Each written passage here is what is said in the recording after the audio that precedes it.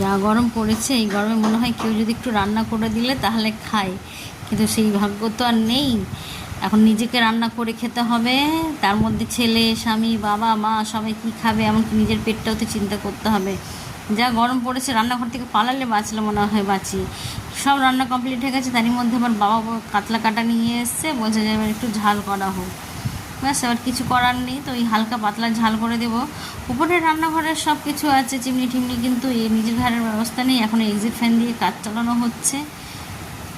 এখন যারা আমার মতন হাউস ওয়াইফ আছে, সব রান্না বান্নার এত কষ্ট গরমে। আমাদের শীতকালে জল নাড়তে কষ্ট, গরমকালে গ্যাসের কাছে রান্না করতে কষ্ট, আমাদের সব দিকেই জ্বালা কষ্ট আছে। এরই মধ্যেই আমরা বেঁচে আছি হেসে খেলে, ছেলের দিকে মুখ তাকিয়ে, স্বামীকে দেখে, তাই না?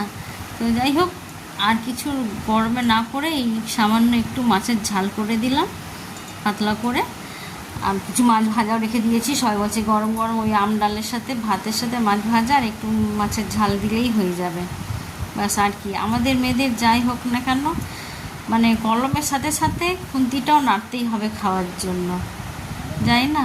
আর আমি মনে করি মেয়ের সাথে সাথে ছেলেদেরকেও, আমি তো নিজের ছেলেকেও শেখাচ্ছি, বাবা ছেলে হয়েছে তো কী হয়েছে, তুমি নিজের পেটের জন্য তোমাকে নিজে রান্না করেও খেতে শিখতে হবে, তাই তো?